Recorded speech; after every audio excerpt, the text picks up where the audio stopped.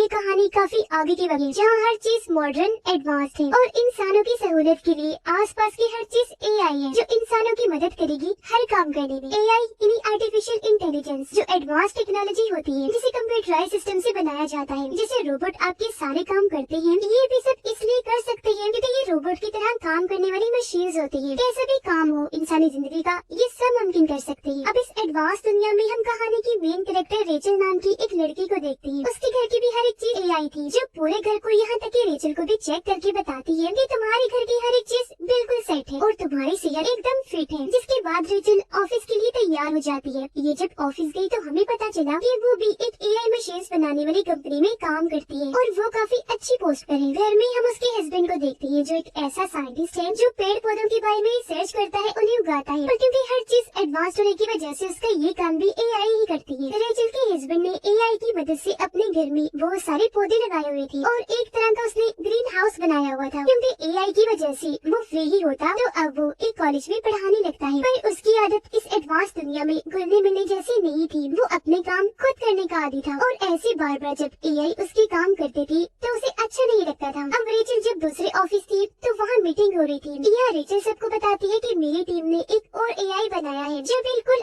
आँख जैसा है। ये इंसान से सोचने की सलाहियत और फैसले कैसे लेते हैं ये सीख रहा है, क्योंकि आगे चल के ये इंसान के लिए असिस्टेंट या कहीं के एडवाइजर के तौर पर काम करेगा, जो इंसान को अच्छी बुरी चीज में मशवरे दिया करेगा। ये सुनकर एक वर्कर को हैरानी हुई। वो कहती है कि ये तो सारे इंसानों के करने के काम है। अगर ऐसे इंसानों की जगह एआई ये काम करती रही तो ऐसे तो ये इंसानों की जगह इस तरह ले लेंगी कि फिर इंसानों की नौकरी भी यही क्या करेंगे और इंसान तो बिल्कुल फ्री ही हो जाएंगे। फिर हम क्या करेंगे, बेरोजगारी बढ़ जाएगी। तब ये सुनकर उनके सीनियर कहते हैं कि ऐसा कुछ नहीं होगा, ये हमारी जगह लेने के लिए नहीं बल्कि हमारी मदद करने के लिए बनाई गई है। इंसान जहाँ है वो वहाँ ही रहेंगे। फिर मीटिंग खत्म होने के बाद रेचल जब अपने ऑफिस जा रही थी तो उसकी बॉस उसे बुला देती है और कहती है कि तुम पिछले 2 सालों से काफी अच्छा काम कर रही हो और अब हम तुम्हारी प्रमोशन करने का सोच रहे हैं, यानी तुम्हारी पोस्ट पर और तरक्की देने का। लेकिन वो देने से पहले हम तुम्हारी फैमिली के बारे में जानना चाहते हैं कि तुम्हारा भी फैसला अपनी फैमिली को बढ़ाने का तो नहीं, यानी बच्चा पैदा करने का। जो सुनकर रेचल को काफी हैरत हुई कि मेरी प्रमोशन का भला बच्चे पैदा होने से क्या ताल्लुक। पर वो ये कहकर मना कर देती है कि नहीं, अभी इस बारे में हमने सोचा नहीं। जिस पर उसकी बॉस कहती है कि मैंने ऐसा इसलिए पूछा क्योंकि हमारी कंपनी को तुम्हारी वजह से काफी फायदा हो रहा है, तुम काफी अच्छा काम कर रही हो। तो मैं नहीं चाहती कि जब तुम बच्चा पैदा करने का सोचो तो तुम्हें छुट्टियाँ लेनी पड़ जाए। काम पर तुम्हारा रेगुलर होना जरूरी है, पर अगर तुम बच्चे पैदा करना चाहती हो तो हमारे पास इसका दूसरा हल है। जो कहकर वो उसे आर्टिफिशियल वूम सेंटर का नंबर देती है, जहाँ पर मसनूई तरीके से बच्चे पैदा किए जाते हैं। यानी जैसे माँ के पेट में 9 महीने तक बच्चा पलता रहता है, उसी तरह आर्टिफिशियल वूम में बच्चा पलता है और ये बिल्कुल माँ और बच्चे पैदा होने की प्रोसेस जैसा ही होता है। अब जब रेचल उस सेंटर में गई तो वो सब कुछ देखकर और जानकर काफी खुश हो जाती है, क्योंकि अब उसका भी दिल माँ बनने का कर रहा था। इसलिए वो यहाँ अपना नाम भी लिखवा देती है, क्योंकि जो आर्टिफिशियल वूम बनाई जाती है वो हर वक्त नहीं होती बल्कि फैमिलीज के कहने पर अरेंज करवाई जाती है। अब अगले ही दिन रेचल के पास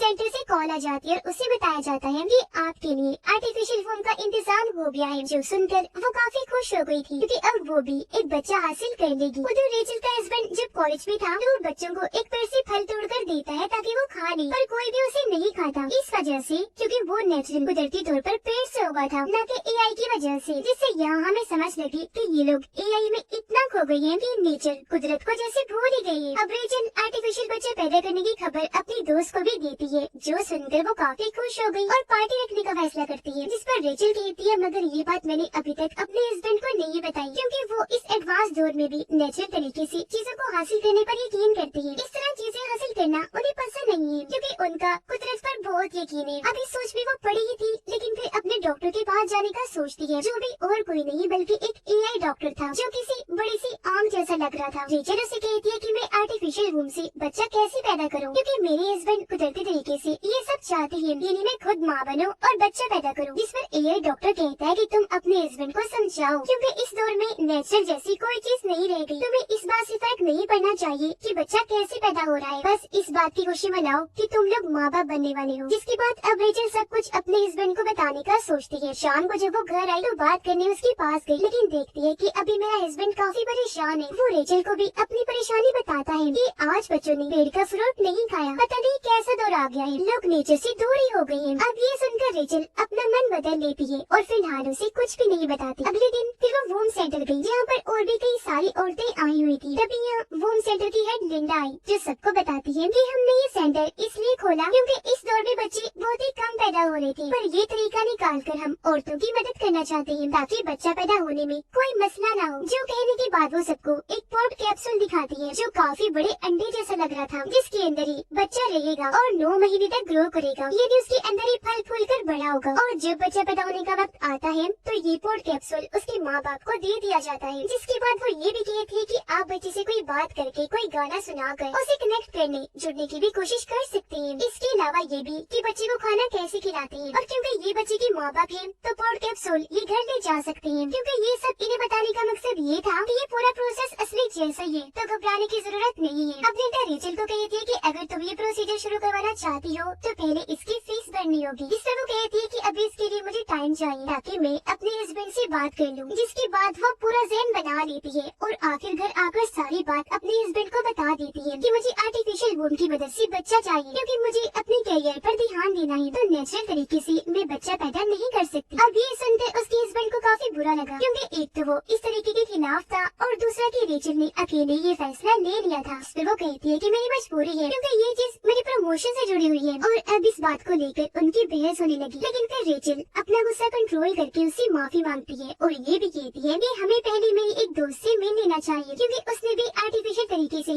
बच्चा पैदा किया है। अगर उसके लिए सब ठीक रहा होगा तो हम भी ये कर लेंगे। जिसके लिए उसका हस्बैंड मान गया और अगले ही दिन ये रेचल की दोस्त के घर आ जाते हैं, जहाँ उसकी दोस्त का हस्बैंड उन्हें हंसी मजाक में ये समझाने लगता है कि तुम आर्टिफिशियल वूम में बच्चे को कैसे उठाकर अपने साथ कहीं भी ले जा सकते हो। जो देखकर रेचल के हस्बैंड को काफी अजीब लगा कि वो घर आकर रेचल से कहता है कि मैं ये फैसला इतनी जल्दबाजी प्रेशर में नहीं ले सकता, आखिर बच्चे का मामला है। जिस पर रेचल कहती है कि ऐसा करो, तुम मेरे एआई डॉक्टर से बात कर लो, वो भी तुम्हें ठीक ही बताएगा। अब उसके कहने पर रेचल का हस्बैंड एआई डॉक्टर से बात करता है, पर वहाँ भी उसकी बहस हो गई, इसीलिए बात बीच में छोड़कर वो वहाँ से बाहर निकल आता है। रात को खाने के वक्त भी ये एडवांस जिंदगी से इंसानों पर पड़ने वाले असरात के बारे में बात करते हैं कि एआई की वजह से इंसान अब से कोई काम नहीं करते, ऐसे तो वो आलसी बन जाएंगे। पर रात को ही रेचल के हस्बैंड को एहसास हो गया और वो उसे कहता है कि मैं जानता हूँ तुम ये सब हमारी फैमिली के लिए ही कर रही हो, और अगर तुम्हारी खुशी आर्टिफिशियल तरीके से बच्चा पैदा करने में है तो मैं भी इसमें राजी हूँ। और वो भी आखिर इस फैसले के लिए राजी हो गया। फिर अगले ही दिन ये लिंडा से मिलने जाती है, जहाँ वो कहती है कि अगर आपको लड़का चाहिए तो उसके लिए हमें आपकी और ज्यादा मदद चाहिए, मतलब आप दोनों को अपने जिस्म की कोई चीज देनी होगी। जिस पर रेचल कहती है कि नहीं, जरूरी नहीं कि लड़का ही हो, अब बच्चा होगा या बच्ची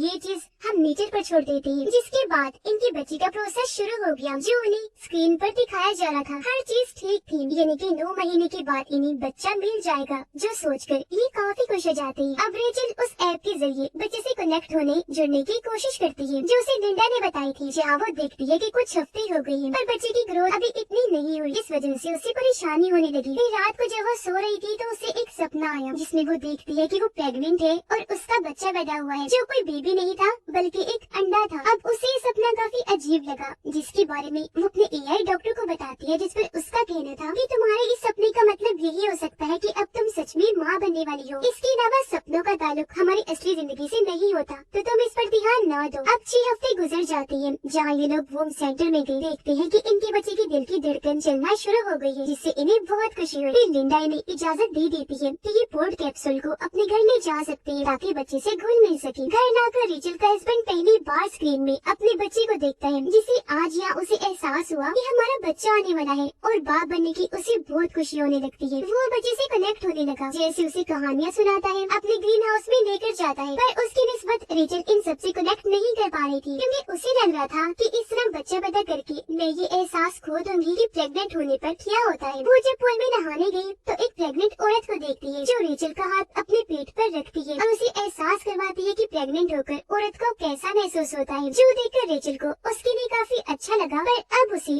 अपने फैसले पर पछतावा हो रहा था। फिर ये दोनों वूम सेंटर गए अपने बच्चे के बारे में और ट्रेनिंग लेने के लिए, जहाँ ये देखते हैं कि वहाँ आज कुछ बड़े बच्चों को लाया गया है जो पढ़ाई कर रही है, पर वो खुद से कुछ भी नहीं लिख रही, बल्कि वो एआई रोबोट्स को कह रही है कि ये लिखो, जिस पर वो रोबोट्स लिख रही थी। अब ये देखकर अक्सर माँ बाप को काफी हैरानी हुई। और फिर तभी यहाँ खड़ा एक लड़का पूछता है कि मेरा भतीजा आर्टिफिशियल वूम से पैदा हुआ था, पर एक अजीब चीज उसे आज तक एक भी सपना नहीं आया। इस पर लिंडा कहती है कि हाँ, वो हमारी तरफ से ये हुआ है। हमने खुद उन बच्चों की कुछ चीजों पर लिमिटेशंस लगाई है ताकि बच्चे वो काम ना करें, पर जल्द हम उन सब बच्चों के लिए हर चीज खोल देंगे। उधर रेचल हर वक्त परेशान रहने लगी थी, ये सोचकर कि कहीं मैंने कोई गलत फैसला तो नहीं ले लिया। इस वजह से उसके काम पर भी असर पड़ रहा था। वो जिस तरह पहले अपने एआई की आयरन इन्वेंशंस इजाद कर रही थी, अब वो काम सुस्त हो गया था, जिस बात का उसे नुकसान भी हो सकता था, क्योंकि ये रिपोर्ट सीधा उसके बॉस के पास जाती थी, जिससे उसे ये लग सकता था कि कोई इंसान टाइम पास कर रहा है या दिल से काम कर रहा है। अब रेचल का हस्बैंड अपने बच्चे को कॉलेज में भी लेकर जाता है, जहाँ उसे बहुत खुशी मिलती है। फिर उसका सीनियर आकर बताता है कि तुम्हारे ग्रीन हाउस की वजह से हमें बहुत पैसे देने पड़ते हैं, तो अब से तुम्हें ये काम बंद करना पड़ेगा। जो सुनकर उसे काफी गुस्सा आ जाता है। अब वो जब घर आया तो रेचल ये सोचकर काफी परेशान होने लगी थी कि आखिर मेरा हस्बैंड बच्चे से कनेक्टेड है, मैं क्यों नहीं। अपने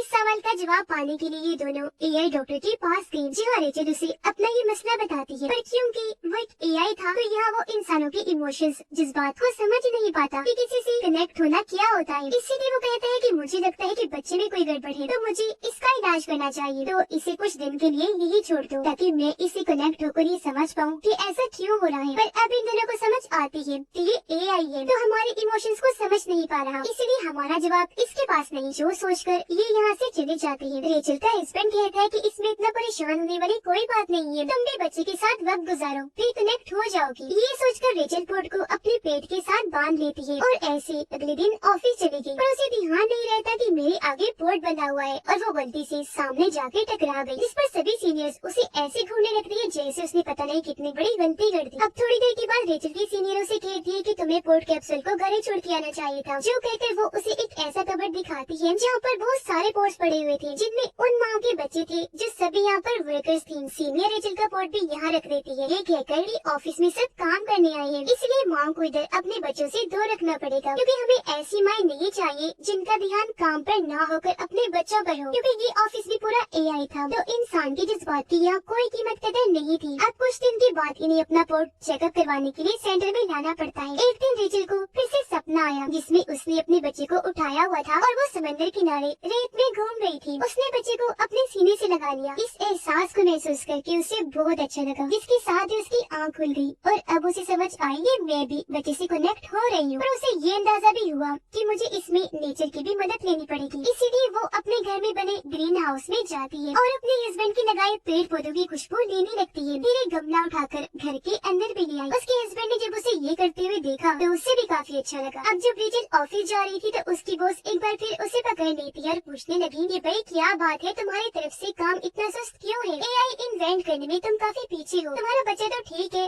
उसकी परेशानी तो नहीं। जो सुनकर रेचल को काफी अजीब लगा। वो समझ जाती है कि मैं चाहे जो मर्जी कर लूँ यहाँ, लेकिन मेरी बॉस कभी खुश नहीं होगी, क्योंकि इन्हें इंसानों के रूप में ऐसे रोबोट चाहिए जो अपने इमोशंस को साइड पे रख के हर वक्त काम करते रहे। अब देखते ही देखते इनका बच्चा 8 महीने का हो जाता है। ये काफी खुश थी। उसके साथ और वक्त गुजारने के लिए ये पोर्ट को घर ले जाने के लिए कहती है, पर लिंडा इन्हें ये कहकर मना कर देती है कि सॉरी, ऐसा मुमकिन नहीं है, क्योंकि इस स्टेज के बाद हम बच्चे के दिमाग और जिस्म की ट्रेनिंग करते हैं। असल में हम यहाँ एक रिसर्च भी करते हैं, जिसके लिए बच्चों के दिमाग से डेटा लिया जाता है जो हमारे रिसर्च में काम आएगा। जो सुनकर रेचल काफी चौंक गई है, मगर मैंने ऐसी किसी ट्रेनिंग के लिए हामी नहीं भरी थी। मेरी इजाजत के बगैर हमारे बच्चे के साथ आप ऐसा कैसे कर सकती है? इस पर लिंडा हंसते हुए कहती है कि ये सब आपकी कॉन्ट्रैक्ट समझौते में था, आपने उस पर साइन किए थे, जिस पर साफ लिखा था कि हम यहाँ पर रिसर्च भी करते हैं और अब आपको बच्चा ले जाने के लिए नहीं दिया जाएगा, क्योंकि हम बच्चे की डिलीवरी कुछ दिन पहले ही कर देते हैं। यानी बच्चा पैदा करके उसे पोर्ट से निकाल दिया जाएगा, क्योंकि हमारे पास यहाँ एक लंबी लिस्ट है जिन और औरतों ने अपने बच्चे पैदा करवानी है जिनके लिए हमें पोर्ट चाहिए, तो इसीलिए अब ना चाहते हुए भी उन्हें ये बात माननी पड़ी। और अब वक्त के साथ साथ रेचल को समझ आने लगती है कि ये सब कुछ ट्रैप जाल की तरह था,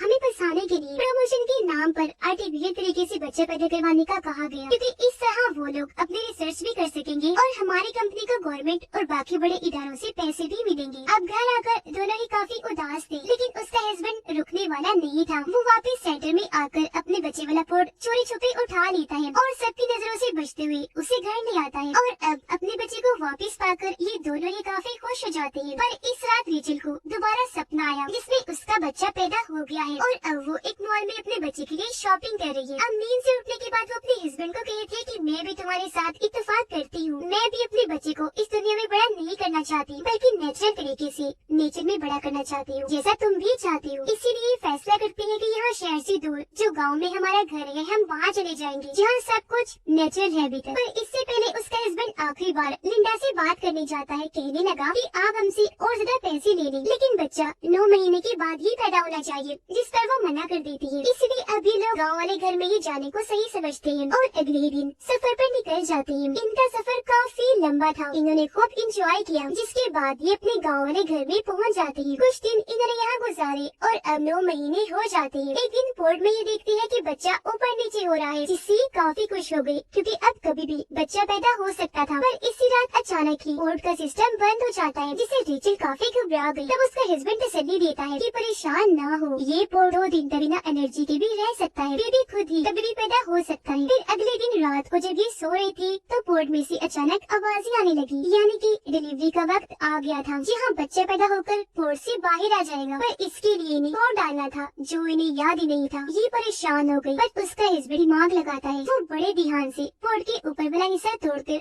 आखिरकार बच्चे को बाहर निकाल ही लेता है, जिसे देखकर ये दोनों बहुत खुश हो जाते हैं, क्योंकि उनका बच्चा सही सलामत पैदा हो गया था। ये सीन काफी इमोशनल था, इनकी आंखों में आंसू थे, क्योंकि आज आखिरकार वो माँ बाप बन ही गए थे और उनका लड़का हुआ था। और अभी वैसे अपनी जिंदगी गुजारने लगती है जैसी एडवांस दुनिया से पहले थी, इन्हें बगैर किसी मशीन की। कुछ दिन के बाद रेचल उस पोर्ट को बॉक्स में बंद करके सेंटर में भिजवा देती है और अब ये फैमिली क्योंकि पूरी हो गई थी तो हंसी खुशी अपनी जिंदगी गुजारने लगती है, नेचर की खूबसूरती में, एडवांस टेक्नोलॉजी के माहौल से दूर। और इसी के साथ इस फिल्म की कहानी यहीं पर खत्म हो जाती है।